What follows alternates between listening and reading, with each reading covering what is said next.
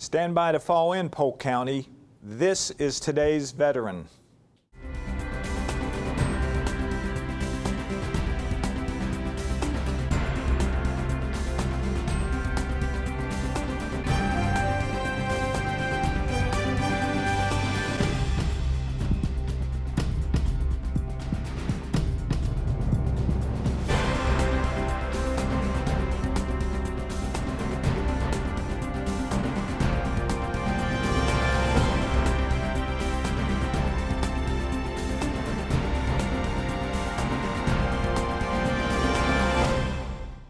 Hello and welcome, and on behalf of everyone at the Polk County Office of Veteran Services, thanks for joining us.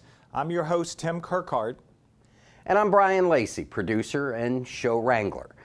On this installment of Today's Veteran, we'll take a look at some of the show's most memorable guests and veterans events that we've had the opportunity to feature over the last year. Hyperbaric oxygen therapy, HBOT, is the use of high-pressure oxygen as a drug to treat traumatic brain injuries. It involves breathing pure oxygen in a pressurized room or tube. Hyperbaric oxygen therapy is well-established treatment for decompression sickness, a hazard of scuba diving. In hyperbaric oxygen therapy chamber, the air pressure is increased to 3 times the normal air pressure. Under these conditions, your lungs can gather more oxygen than would be possible breathing pure oxygen at normal air pressure. Your blood carries this oxygen throughout your body. This helps fight bacteria and stimulate the release of substances called growth factors and stem cells, which promote healing. Colonel Washington Sanchez Jr. of the Florida Veterans Association and veteran Steve Ratliff, currently undergoing HBOT, joined us to talk about the process.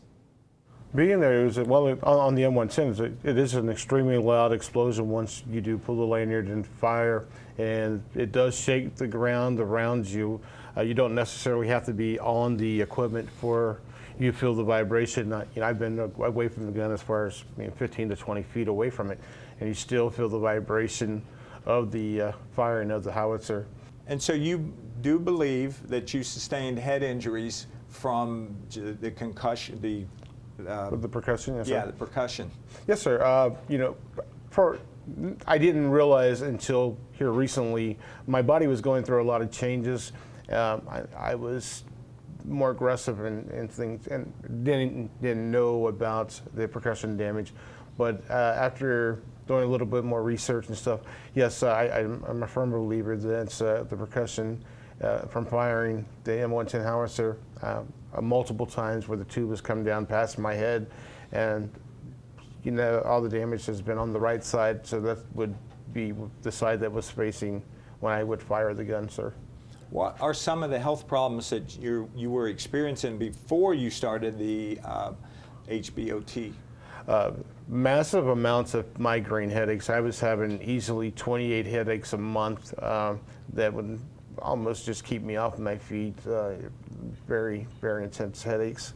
Of course, I've had a heart attack, open heart surgery, diabetes, neuropathy, pain in the legs, some damage to my neck, arms, shoulder. Tell us some of the ways that maybe your body has begun to heal since going through the HBOT. Well, after about the 4th treatment, I didn't have a headache any longer, and now it's been almost 40 days now, 45 days. Not even a headache, not even a mild headache, 0. So that is a major plus.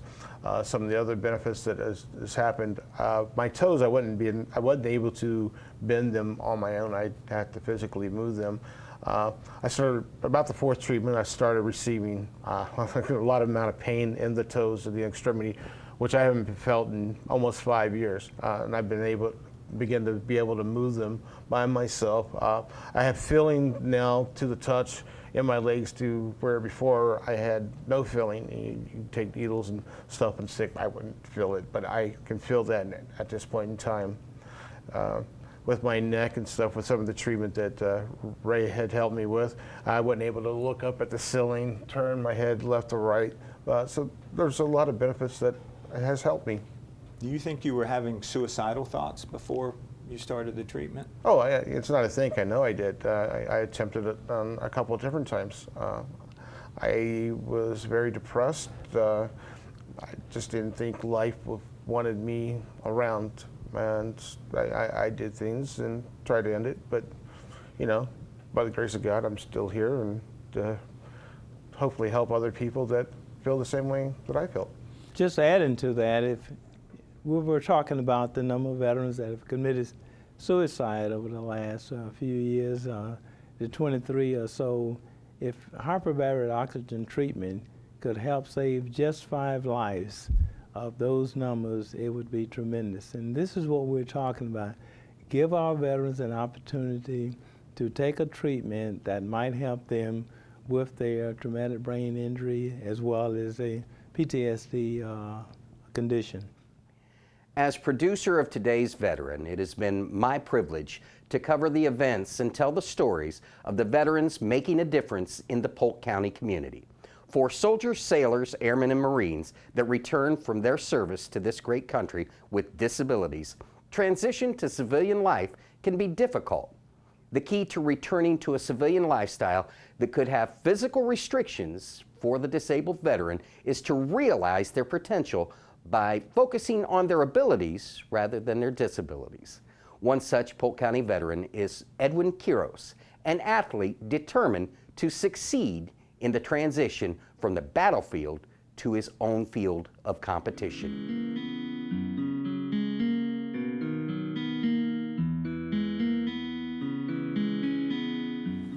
I joined in the military in 2001. I spent the first 3 years with the 101st in Fort Campbell, Kentucky. Then I made the transaction to a special operation in 2003. And during parachute training, I suffered a hard landing, which in consequence I got a compressed spine with 2 herniated discs and suffered a concussion and brain injury. From there, I went with the unit. I went like 5 tours to Iraq, 1 to Afghanistan. Spent almost 11 years with the unit. I retired in 2011. I've been doing. After I retired, I did 2 to 3 years on physical therapy for my back, my foot, PTSD, and my brain injury. And ever since I've been doing the therapy, still currently doing my therapy and appointments with the VA. Well, I started cycling as a recreational. I did a couple of times first, and then I started getting into it. I meet a lot of people who's really competitive, and they push me around, so I see that it's another way to represent I would like to make the national teams, so that's another way to represent the U.S. and just only change the uniform from camouflage to a national uniform. So it's a good way to keep competing. The hand cycle have given me so much back because I cannot do much because my injuries, my lower extremity injuries, my foot and my back. So with the hand cycle, I can do so much now. I can be able to compete, to be in competitive level compared to other different sports. When I was injured, I was my physical abilities and sports that was really limited until I was introduced to biking. Biking have given me so much. It's big chance for everybody. I used to be at the house like in pain, chronic pain, taking pills, helping me so much of physical and mentally. I'm being able to be open up, trying to be open with more people, be around people with the same disability. So it's big goal for me.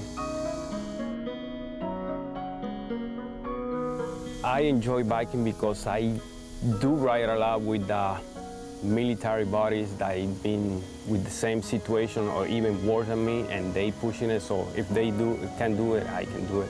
Anybody can do it, of course, and it'll help me out a lot because I've been having trust issues because of PTSD. Now I can get out there, spend 1, 2, 3, 4 hours on the trail, being able to meet new people, compete.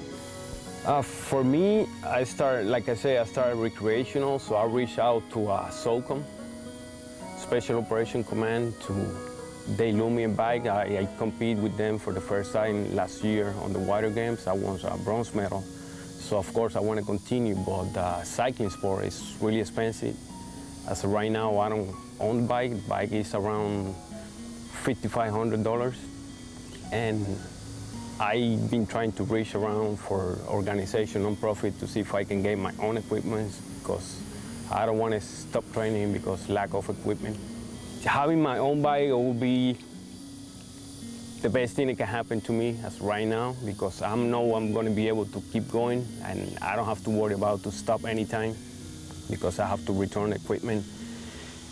I can start working on the equipment. I can spend time not only riding but learning how to fix the equipment and work with the equipment. For me, I really enjoy seeing my family's face whenever I'm riding, racing, because that way they know even with limitations, you can keep pushing forward. And it's big for my kids because they see me, they notice the difference. Back then, a few years back before I was riding, like I said, I was at the house, depressed, in pain, in my own shell, withdrawing from everybody. Now they see the difference. Now they see that I can go out there, compete, have fun. So it's all about that, you know, inspire others, especially my family, my kids.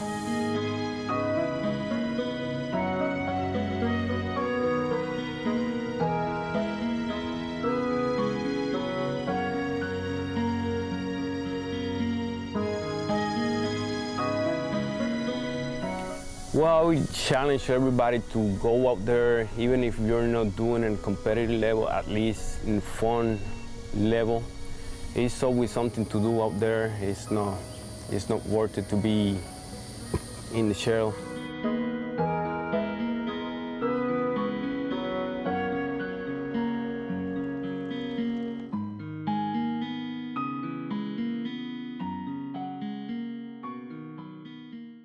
The purpose of the Veterans Justice Outreach Program is to avoid the unnecessary criminalization of mental illness and extended incarceration among veterans by ensuring that eligible justice-involved veterans have timely access to VHA services as clinically indicated.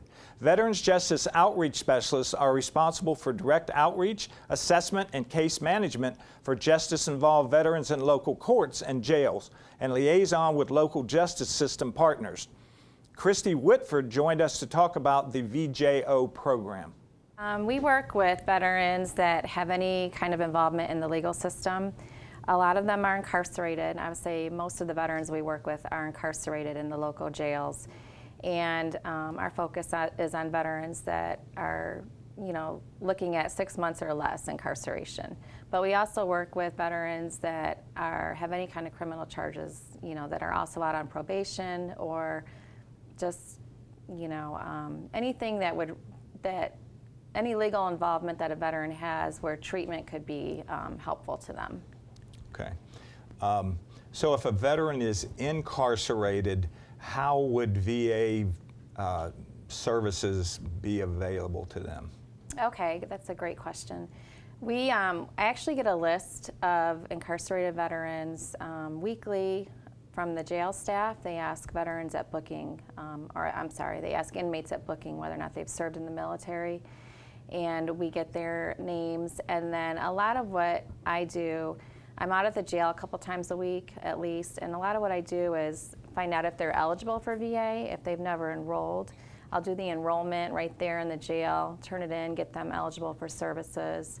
A lot of them, you know, are unfamiliar with what their VA benefits are. So we do that, and then a lot of them are already involved in the VA, so then my goal is to just link them with treatment. Okay. And when we talk about treatment, we're talking about VA health care? We're talking about VA health care, you know, as the overall umbrella, but primarily mental health treatment and substance abuse treatment through the VA. Now, would that happen while they were incarcerated? Well, actually, we don't treat them while they're incarcerated. However, we can get it arranged so that there's no lag time between their release and their entering into treatment programs. So a lot of times we will have a veteran furloughed for the purpose of evaluation, and then if they meet the criteria and they're accepted into treatment, a lot of times they'll be held in jail until that bed's available so that they can go directly from jail to VA treatment. Is there a waiting list, say, for if an incarcerated veteran gets out, and you did mention that, but is it, do they get a special place in line for health care or whatever they need after they get out? Well, we try, I would say no, they don't get a special place in line, but they get the same, they get the same benefit as a non-incarcerated veteran. So they're not going to wait any longer. And a lot of times the programs will make every effort to make room for them if they're sitting in jail just waiting for that bed. A lot of times the counselors are sensitive to that, and they'll try to work with us to get them in sooner. Okay. But there's not usually a real long wait regardless. It's usually not more than a week or two. Say, for instance, if an incarcerated veteran came out of the Polk County jail, would their further treatment, if it was for drug abuse or whatever, would that be in Tampa or in Polk County or where? Well, we would the intensive programs are through Tampa. We have the 6-week program for dual diagnosis and the 21-day program. Those are both in Tampa. However, I help coordinate all that and make sure they get transported there. And we try to, any barrier that they have to getting to Tampa, we try to work with them. But there are a lot of programs available in Lakeland after they complete those programs in Tampa. One of the most memorable interviews we did on today's veteran was with Michael Jernigan, United States Marine Corps retired. He is the Community Outreach Specialist for Southeastern Guide Dogs. Michael believes that helping people overcome battles and adversity is his passion. He believes he's been blessed with the gift of life, and he's fortunate to be able to share his story of helping disabled veterans transform their lives by bringing together inspiring people and extraordinary dogs. Tell us about your journey, how you started in the service, and maybe a little bit what happened. Well, I'm from St. Petersburg, Florida, and I went to high school. I actually kind of barely graduated from high school. I told all of my teachers, I said, I really enjoyed this class and I plan to take it next year, and I passed all my classes. So it was expected for me to go to college, so I went to St. Petersburg Junior College for 4.5 glorious freshman years. And at that point, I had accrued 33 credit hours and a 1.16 GPA, and the writing was on the wall that maybe academia was not for me. So at that point, I was bartending at the lobby bar at the Don Cesar Beach Resort, and my life was going nowhere, and I had no purpose in life. And I woke up one afternoon, and when you bartend, you wind up waking up in the afternoons Right. a lot. But I woke up one afternoon, and I just said to myself, this is enough. And I went and talked to my mother, and I told her that I really wanted to join the Marine Corps. At this time, I was 23 years old, and it was kind of funny. I've become a third-generation Marine. Her father was a retired Marine colonel, both Korea and Vietnam. My dad was a Marine, staff sergeant in the Marine Corps, Vietnam veteran. And when I told her that, her exact words were, well, it's about time. Wow. And that's what started the journey, and I actually enlisted at the Tampa processing station on October 18th, 2002, which was my 24th birthday, and my father was the officer that swore me in. After he left the Marine Corps, he joined the Army as a commissioned officer, and so he was able to do that swearing in, and that's kind of what started the process for me getting into the Marine Corps. I walked into a Marine Corps recruiting office, and I told the guy, I said, if you can guarantee me the infantry, I'll guarantee you 4 years. And he just smiled wide and said, have a seat, young man. Can I get you something to drink? You're what I'm looking for. Exactly. And, I really enjoyed the Marine Corps. It was the discipline that I needed in life. And to be very honest with you, it's the first time I ever had a job where I could stand up and be proud of what I did. So that's that's just the way it was. I deployed to Okinawa in June of 2003. I got back in December of 2003, and I'd volunteered to switch to a unit that was deploying to Iraq, and in, I think it was March 2nd or March 3rd of 2004, I boarded an airplane at Cherry Point, North Carolina, and flew east. So Iraq was what it is. It's a war. Yeah. So, and so you were eager to defend the USA or the cause at the time? I think, you know, for a lot of us, especially our first deployments, we are eager. You know, we train for this. That's what we train for, and then you finally get the opportunity, and you're excited and you're gung ho and all of that stuff, and then like when the first bomb goes off or the first time a bullet whizzes by your head, you start going, "What the heck is going on here? What did I do?" Yeah, you know, I got hit by 3 roadside bombs in 6 months, and I've got friends that have been hit by a lot more, but I remember that first roadside bomb was an interesting story.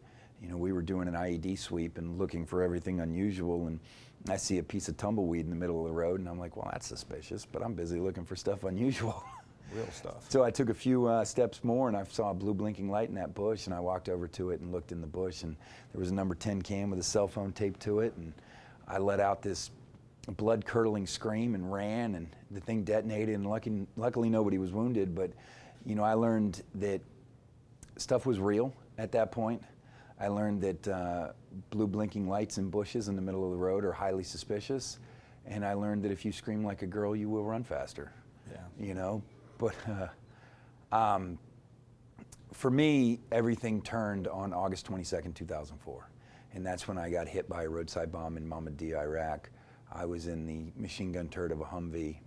I was blown 20 meters out of the Humvee, and I had 45% of my cranium crushed in. My hand, where that whole hand is, that whole piece is an acrylic plate.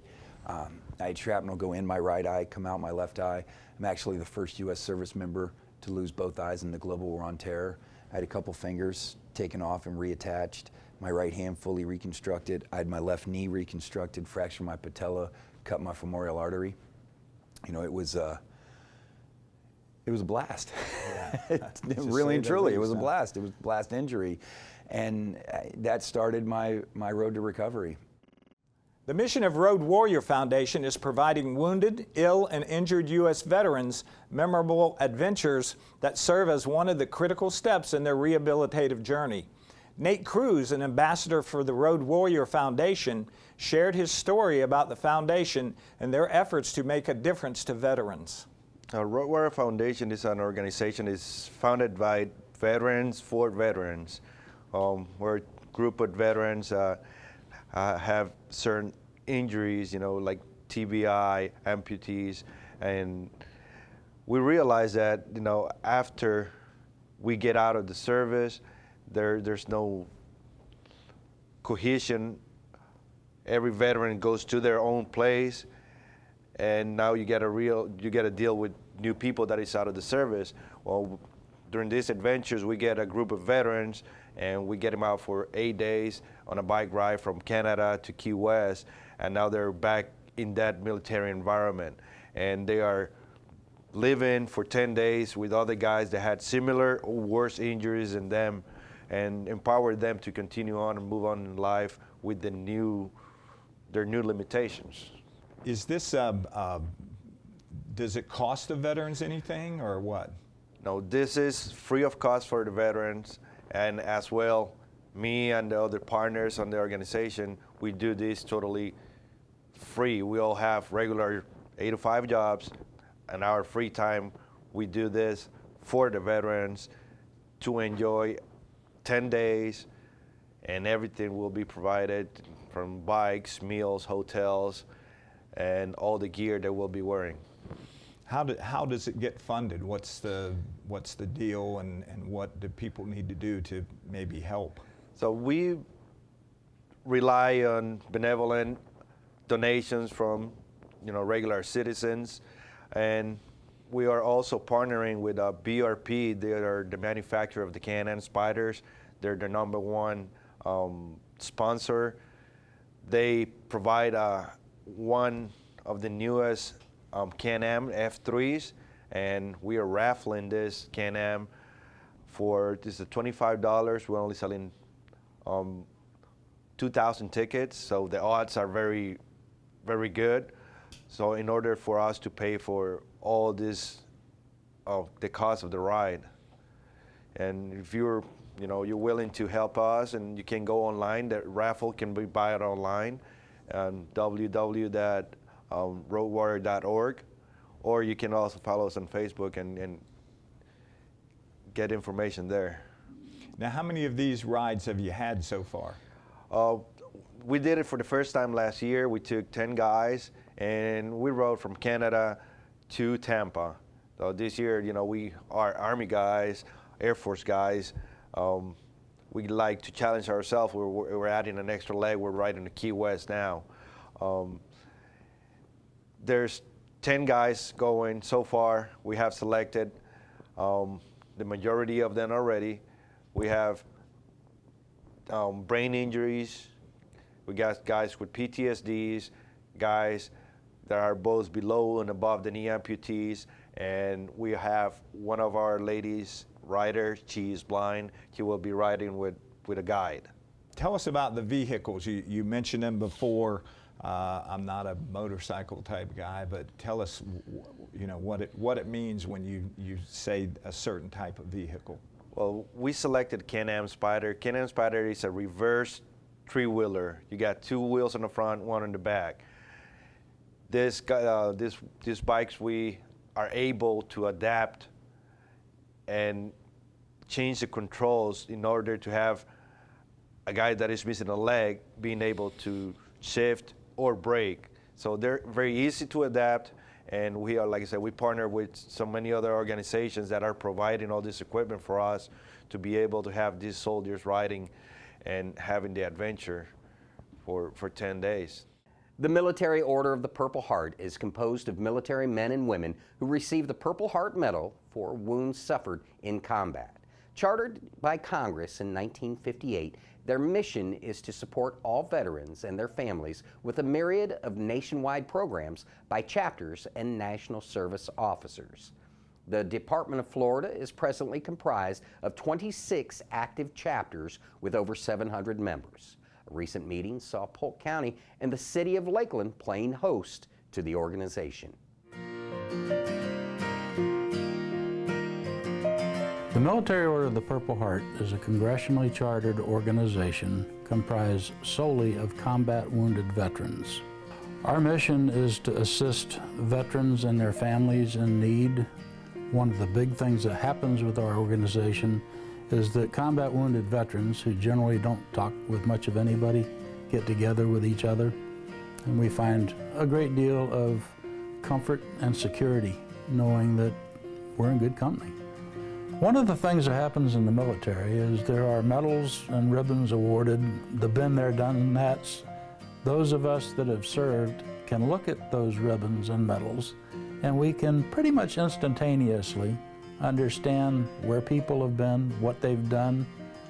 What we have in this order are a great number, everyone of course is combat wounded, but we have a number of highly decorated veterans.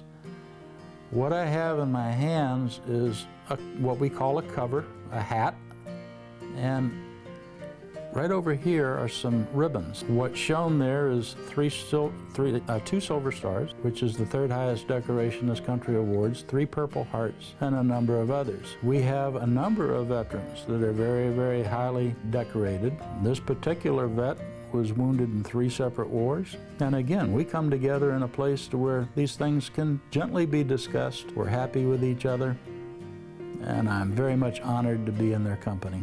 There's a camaraderie that simply can't be purchased.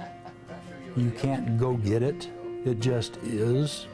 And as I said earlier, there's a great deal of comfort and just a relaxation that we find with each other. Nowhere else can I find guys like this except the few that live from my combat unit that I was in Vietnam with. But here, we are very comfortable for the most part with each other. Generally speaking, when we come to one of these meetings, we leave feeling better than when we arrived. I have formed some very, very close bonds here that I generally would not be able to do with the civilian population. We're having a Department Executive Committee meeting here in Lakeland. We've got guys that are coming from as far away as the Miami area, on the south, Jacksonville, and along that coast. We've got in-house at the moment folks from Tallahassee. I expect some people perhaps from Pensacola. We'll see, and then all around the state. I'm from the West Coast, north of Tampa. And what we look for and what we enjoy doing is coming to a facility where we can meet, conduct our business, socialize, basically relax. We take care of a lot of business. We also take care of each other. And I think probably more important than the actual business of the order is the socialization that occurs. Lakeland and this county has offered something that we're taking full advantage of that is extremely unusual, and many of us have never had this happen before. The city and the county has, with open arms, welcomed the Purple Heart veterans here for this meeting. This is more, yes, we have business that we're going to conduct, but there's a great deal of fun, relaxation, and one of the things that's not being spoken about is the healing that occurs here. The citizens of this city, the citizens of this county, are responsible in a great part for assisting the ongoing healing of our veterans.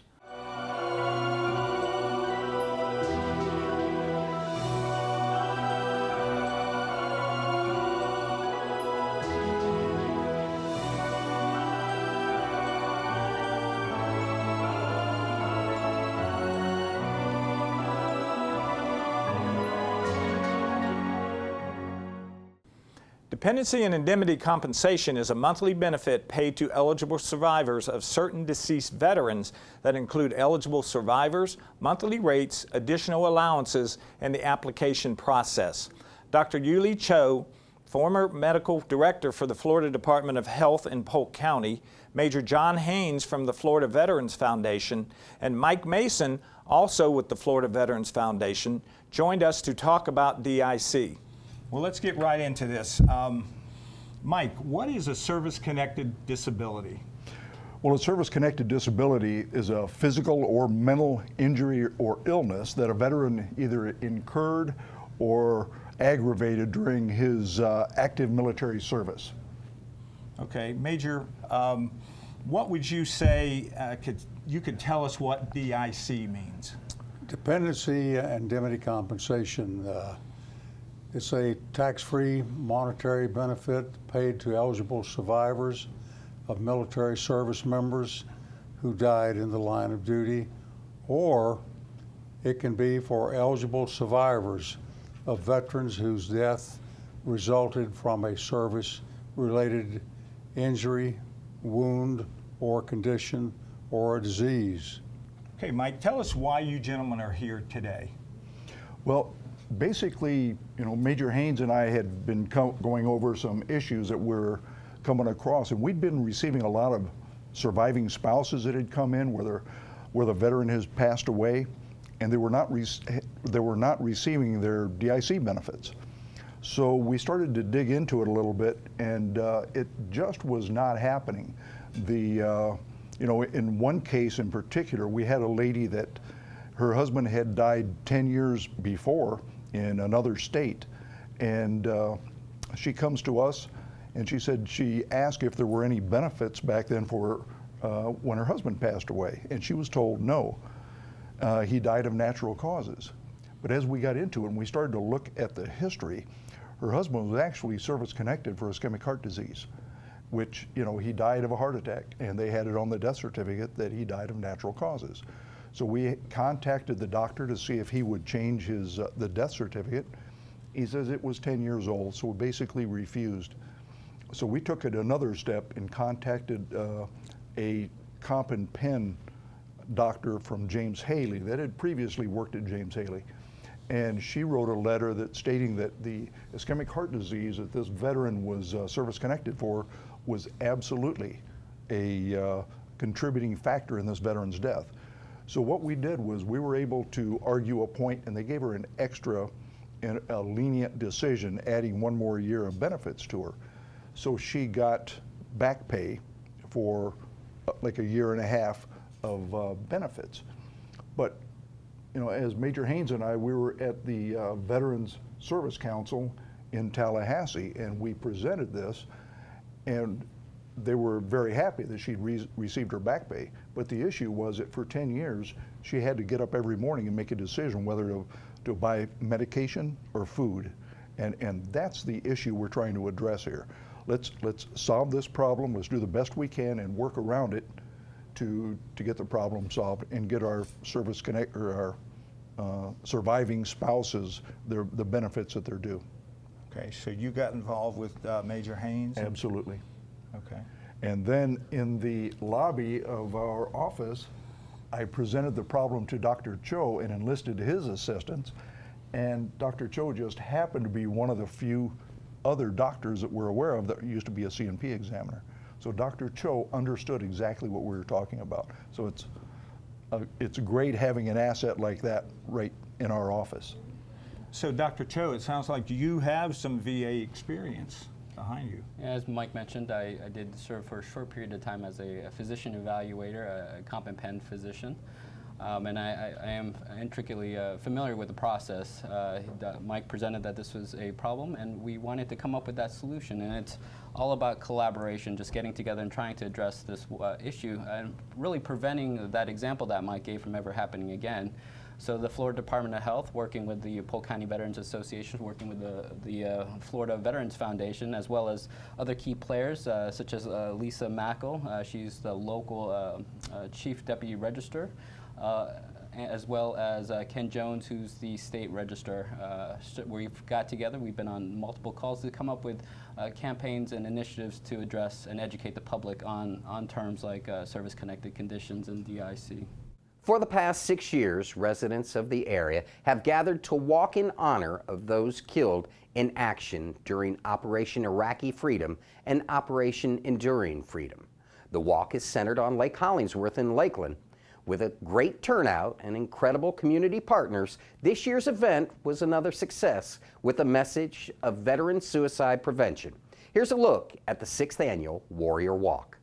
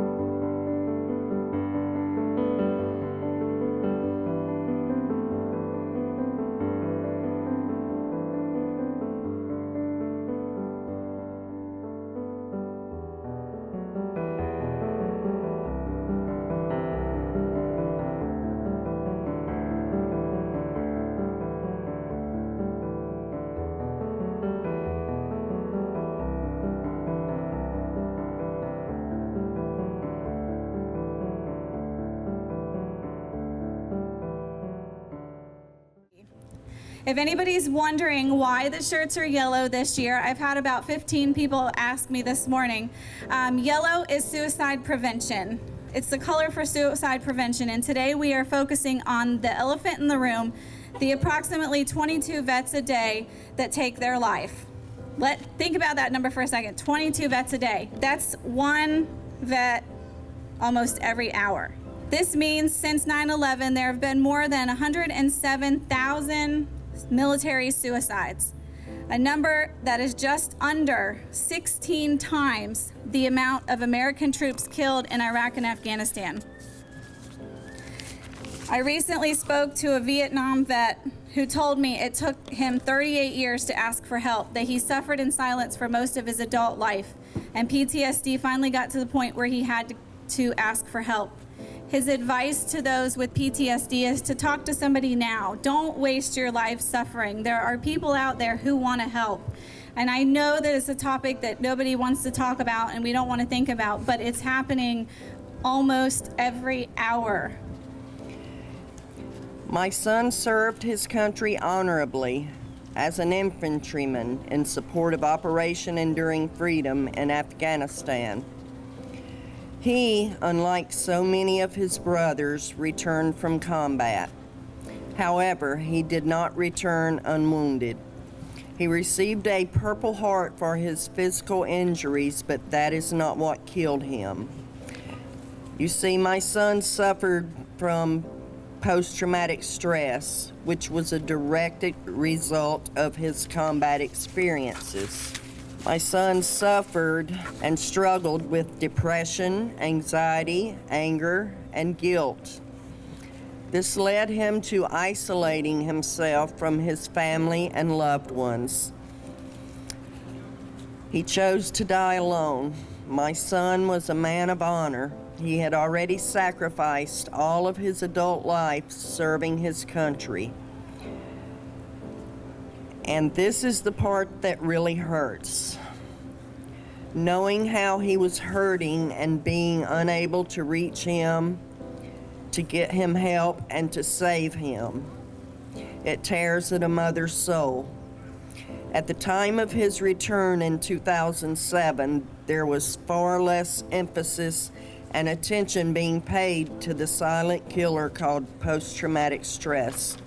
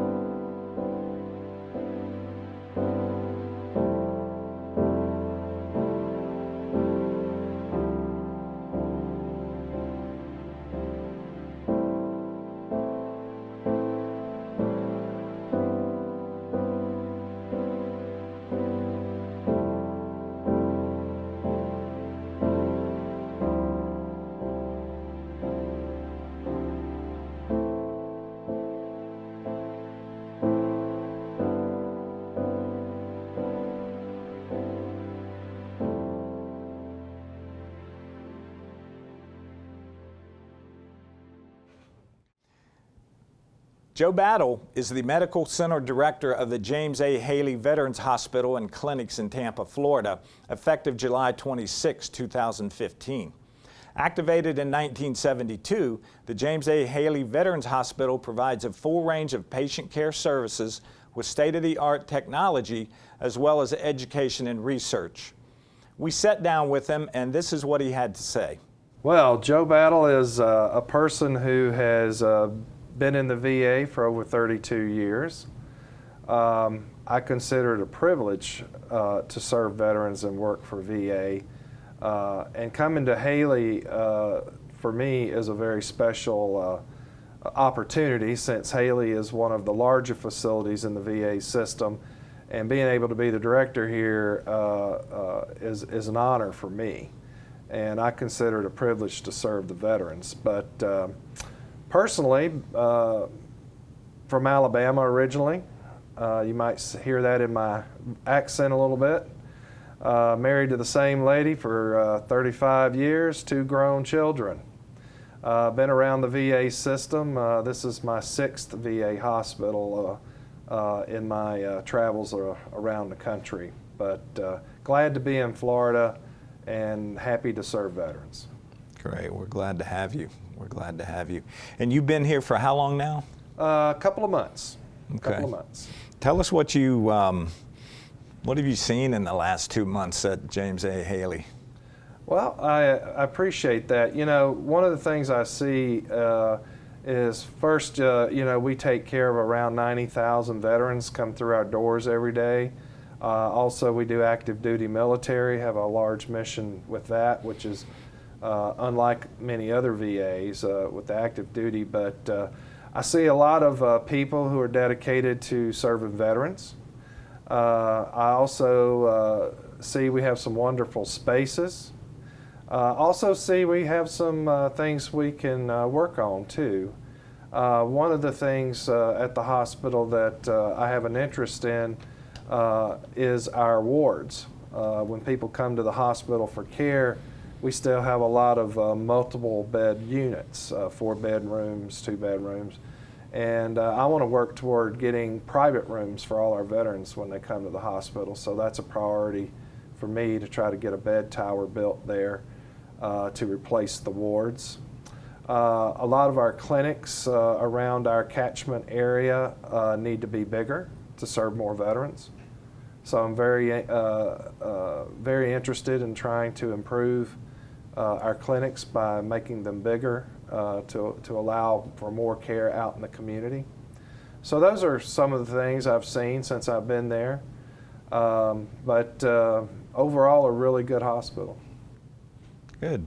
Of course, we have the CBOC, the community-based outpatient clinic here in Lakeland, which is a satellite of James A. Haley. We have a lot of veterans that go there. And can you tell us, in the short time you've been here, have you looked at the Lakeland CBOC? Can you give us any ideas on if there's any plans there to expand or anything at this point? Sure. Well, actually, when I leave here, I'm going to the Lakeland CBOC today when I leave this interview. So I'll be heading over there right after this. But the clinic itself right now serves around 1,000 veterans in the clinic. There are about 300 veterans that want to come to the clinic, but due to some space constraints, we haven't been able to accommodate them yet. So one of the things I'm looking at is there a way we can expand that clinic on the short run to create more space where we can bring another panel in with a new provider to be able to accommodate that growth. We also have a doctor there that's on a military deployment right now. Right. But that's a short-term issue that we'll look to try to improve. But the biggest issue in Lakeland is needing more space to expand. So we're going to see what we can do about that. That's probably always the big issue, isn't it? Space, and like you were talking about, your thoughts and goals at James A. Haley. And there always seems to be construction. When I go to the James A. Haley, there's always construction, which is good. That's right. Well, you know, generally healthcare reinvents itself about every 5 years. New ways of delivering healthcare, new procedures, new ways of doing things. So we're always changing the hospital up to improve the way we deliver care there. I don't think that'll ever stop. So that's a good thing. That means we're progressing and trying to give latest technology to our veterans for their care. I know parking has been a problem in the past. Yes. A new parking garage opened a couple years ago. I used to go and park in the out station and get picked up, which worked well for me. But what is the parking like?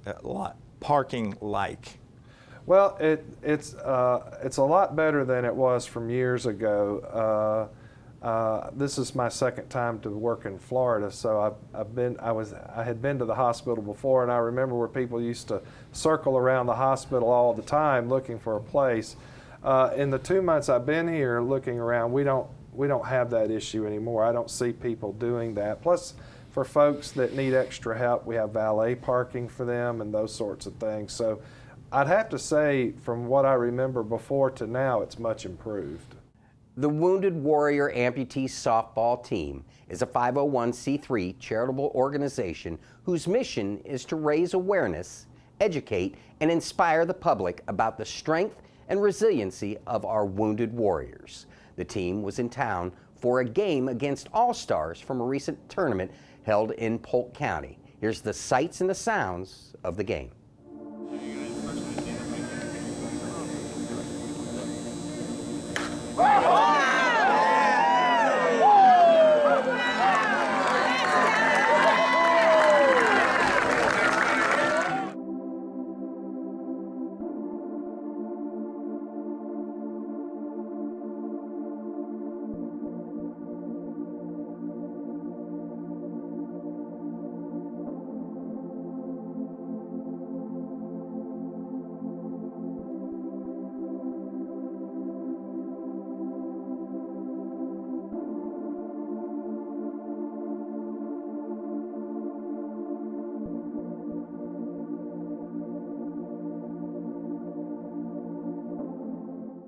I was on my second tour to Afghanistan. It was June 2nd, 2010. I was in southern Afghanistan, the Arghandab River Valley. I was running a routine night patrol. 2:30 in the morning, we were done. We were gonna head back to the house to get some sleep, and I was on top of a building with my team. I jumped down off the building to clear out, make sure everything was safe before we started our exfil. On my way back to pull my guys off the building, stepped on a landmine. Got blown about 10 feet in the air, 10 feet back. Lost the front half of my right foot, took some shrapnel on my left leg and upper right arm. And you get up, start needing medical care. I get medevaced out to Kandahar Airfield. Undergo my first surgery, get stabilized. I lost a lot of blood, so they couldn't stop my bleeding, so I was getting in a bad way real quick. Got stabilized, woke up next morning. I knew what had happened to me. I knew my foot was gone. So I get medevaced to Germany. Go from Germany to Walter Reed Army Medical Center in Washington, D.C. and I get hit June 2nd, I get there June 6th. I underwent my final surgery June 10th and got sewed up, decided what amputation we were going to go with, and started working out, trying to get my life back. I wanted to get back as an athlete before I started doing all this. I played baseball in college, football in high school, and wanted to get back to my normal lifestyle that I had. Well, we're all athletes before injury happened, and I always say it gives us a second chance to be athletes again. This is the #1 sport in America, believe it or not, as far as recreation goes. Everybody has a softball team, and to be able to travel around the nation with a group of guys that have gone through the same hell that you went through with rehab, because when you're learning how to walk, run, do normal activities on a prosthetic leg, it's hell. You have to redo everything in your life. You have to learn how to run again, walk again, let alone trying to get out here and play competitive ball against only able-bodied teams. So it's very rewarding to get out here and do this. And you never know when your last out's going to be played. So one thing you see with this team is that we just go balls out as hard as we can every single inning, every single out. And it's very rewarding to be able to do this, and it's great to send a nice message to people, and it's great to see a good story coming out of the wars with all the news media and things like that. There's a lot of negative, and I think we're a very bright spot in that, and a great comeback story.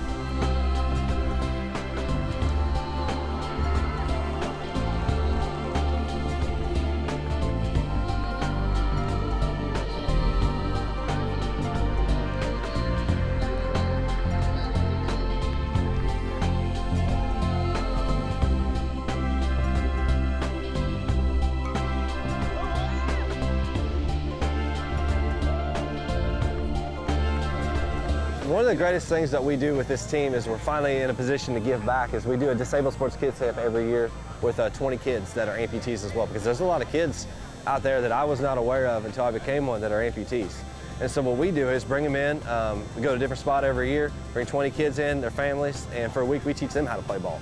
And, you know, they make friends, you know, because there were 19 other kids that are the exact same as them. And that's probably the most humbling thing I think I've seen as far as being on this team and being a part of this organization is at the end of the week, the kids play a game 10 on 10 against each other, and they take the field, you know, in a Major League Stadium, and if you got a dry eye when they do that, you know, it gets me every time.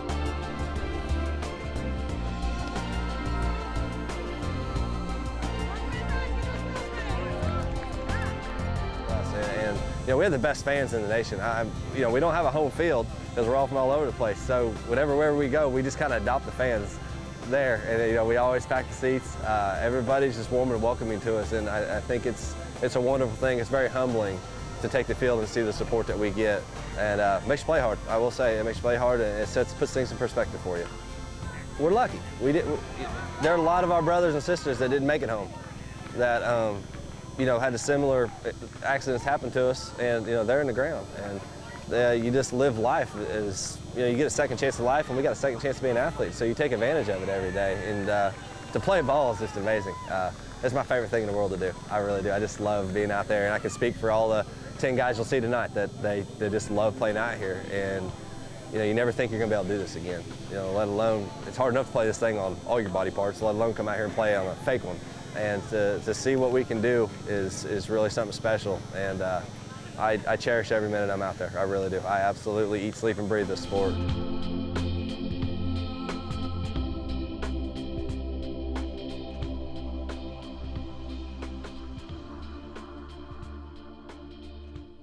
And that's going to do it for our year in review of today's veteran. I want to thank our guests, our veterans, and events that made the contribution to the show for 2015.